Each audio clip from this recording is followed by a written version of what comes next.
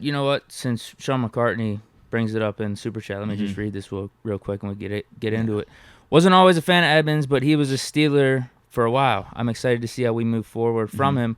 Also for Edmunds, na na na na na na na na. Are you singing? Hey, hey, hey, goodbye. LOL. Deke sung the Goodbye song before he gave y'all a Lower Room song. That is crazy. Sean McCartney paid for it. I guess you got a point there. Yeah, wasn't happy about the Edmunds move when it first happened. We didn't get the contract details yet.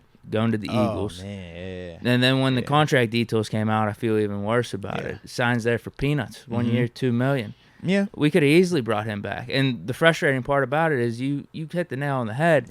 Is going into this draft, if we would have had Edmunds, we don't got to worry about a Brian Branch. We don't got to worry about an extra safety. We don't have to worry about an extra safety in free agency because that's something Tomlin brought up in these media meetings. He said, all right, we're definitely going to bring in a safety, whether free agency or the draft. We wouldn't have to worry about that. Yeah. And you're having a guy that is averaging over 80 tackles a season, has started 75 games for us. Just a damn good player. You could have got him back for $2 million. Versatility, all that. So I don't know what was going on. Yeah. Did Edmunds not want to come back? Did he just want to move on? Or were the Steelers ready to move on? I think it'd be a mix of both. I think that if you're the Steelers, you could be saying, I love what you do as a strong safety, but I want turnovers.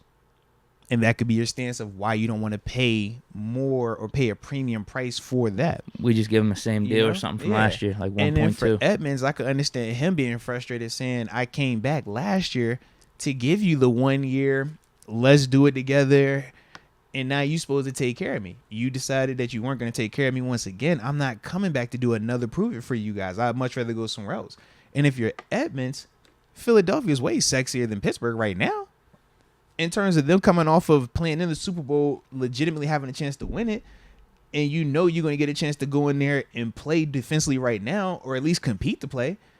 If you Edmunds, it's like, man, if I'm going to get the same amount of money, at least let me go over here where they don't know me, and maybe it works out a little bit different. Whereas if I stay here, I'm going to still be in this exact same role. My money's not going to change, and I'm still not going to be respected in terms of having the full love and support from like the fan base and the media. So for him, I don't look at it as like a negative. I think for him, it was like, you know what, man, why not? Just can't hurt. Let's find out. Yeah, because you'd just be walking back into the same situation pretty much.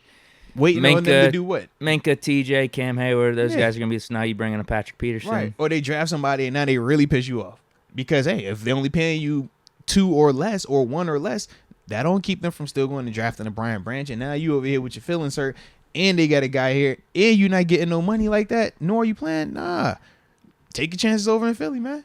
Worst thing that can happen is the exact same scenario as here. But at least you gave yourself a chance to find out. Right.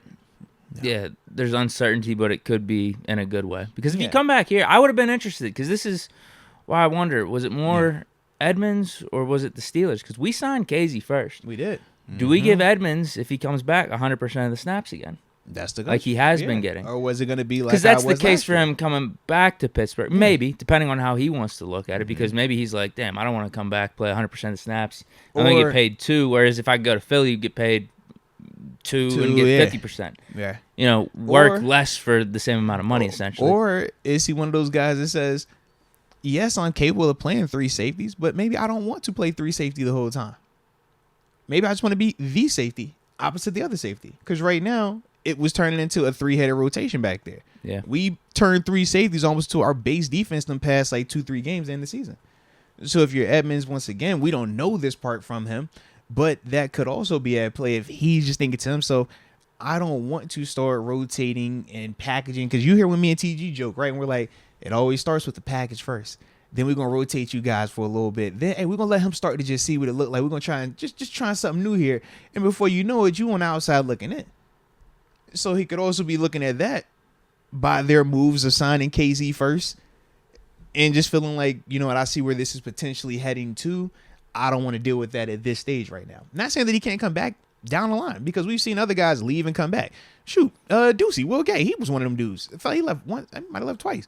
But left and then came back and it still was dope. So it's like, man, you'll see that happen.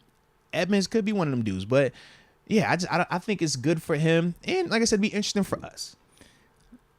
I think it would be interesting for him too. I know it's potential for. I'll be interested. Like, are they gonna just have him replace like Gardner Johnson and have him be Right, their 'cause 100% strong safety guy out there? Right, that's what I'm trying. I don't know because I could see it being like he just is a role type of guy there with the Eagles, which wouldn't be good for him. But it all depends on how he looks at it though, because he's like, damn, do I want to come back and be like our defensive running back where you're just gonna send me there to tackle for like 80, 100 tackles a season? But I'm only getting paid 2. At least if I go there, I could save my body maybe a little bit. And you just playing around a defense that now obviously we know that defense is going through some changes and stuff, but you still feel like it's still high end enough that I'm not going to be out here having to be more than what I'm capable of. For Edmunds, the less higher up he is in terms of your best 11, like if this is our starting defense, right? Is he the first player or is he the 11th player on that defense? If you catch what I'm saying in terms of talent, in terms of skill, the further he's away from that one spot, the better it is for him. And I think if he's looking at that Eagles defense and saying, man, what if I come in, I'm the 8th guy up here. If Edmunds is your 8th best defender on defense, you feeling really good. Now, if Edmunds is like your 4th or your 5th, maybe not so much. But I think for him, that's something that he's also going to be trying to figure out. And I think that's something that we were trying to figure out here in Pittsburgh. Because last season, where would you say Edmunds fell in line when we're going down the list of players who are out there? Based on his consistency, based on his productivity, I think that he would still probably be in our top half in terms of starting defense, top half better players. It's tough. We had good guys. Okay, so who?